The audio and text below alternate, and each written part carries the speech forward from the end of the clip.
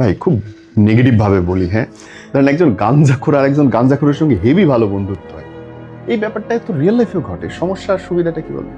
এখানে আমি বলবো গাঞ্জাখোর বলেন গাঞ্জাখোর আর বা টক্সিক পার্টনার এরা আরেকজনকে হচ্ছে খুব পছন্দ করে, কারণ হলো এদের আবেগের তীব্রতাটা অনেক বেশি থাকে। মানে আমি আপনি সাধারণ যে নর্মাল যে বিষয়টা ভালো লাগা, এদের এগুলো ভালো লাগে না। এদের এক্সাইটমেন্ট মানে এক্সেপশনাল হতে হবে, সব কিছু এক্সট্রিম হতে হবে। এখন এই এক্সট্রিম তো সবাই দিতে পারবে না। এক গাঞ্জাখোর এক টক্সিক আপনাকে যখন ভালোবাসবে অনেক বেশি ভালোবাসা দেখাবে, যখন হেট দিবে অনেক বেশি হেট দিবে। এখন তার লাইফে অনেক ট্রমা বা অনেক নেগেটিভ ইস্যু দেখেছে, তখন এটা তার ভালো লাগে, এটা আনকনসিয়াস ভাবে সে এনজয় করে। যার জন্য আপনি দেখবেন ওই ছেলে মেয়ের কাছে যতই ভালো রিলেশনশিপ আসে, যত ভালো ছেলে আসে, লয়াল ছেলে আসে, সাথে সাথে রিজেক্ট।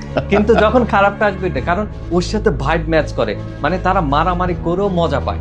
একটা হচ্ছে যতই বলো আমার পার্টনার টক্সিক এই সে, কিন্তু ভাই তোমারও তো সবসময় টক্সিক পছন্দ, কারণ তুমিও কম টক্সিক না, তুমিও তাকে যে পেন দাও। আমরা অনেক ক্ষেত্রে যখন হিস্ট্রিগুলো এক পক্ষতে আমরা শুনি, পরবর্তীতে যখন বিও পয়েন্ট আদার থেকে যাই কাপল থেকে শুনি, আরে এও তো কম করে নাই, এ যেরকম পেন পেয়েছে, এই যেমন পেন পেয়েছে ও তো সেম ভাবে হচ্ছে পেন দিয়েছে, অর্থাৎ কেউ কারো থেকে কম করে নাই। অতএব এদের হচ্ছে ইমোশনাল তীব্রতাটা বেশি, বা সেটা গুড হোক ব্যাড হোক, সে হচ্ছে অল্পতে সন্তুষ্ট হবে না, তার এক্সট্রিম লাগবে।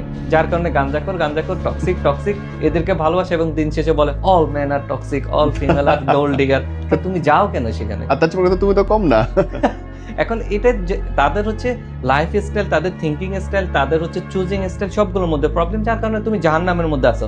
আমার কাছে মাঝে মধ্যে মনে হয় কিছু কেসগুলো দেখলে, বা এখন তো আমি ক্লিনিক্যাল প্র্যাকটিস করি না, আমি ফরেন্সিকের প্র্যাকটিস করি ক্রাইমগুলো, যখন কেসগুলো দূর থেকে দেখে মনে হয় সে জাহান্নামের মধ্যে ইচ্ছাকৃতভাবে ডুব দিয়েছে, ডুব দিয়ে এবার বলতেছে আমার গরম লাগতেছে কেন, আমাকে হচ্ছে আপনারা ঠিক করেন, আমার এত অশান্তি কেন। বা তুমি যেখানে ডুব দিয়েছো সেটা তো জাহান্নাম, এখানে তো কষ্ট লাগবে।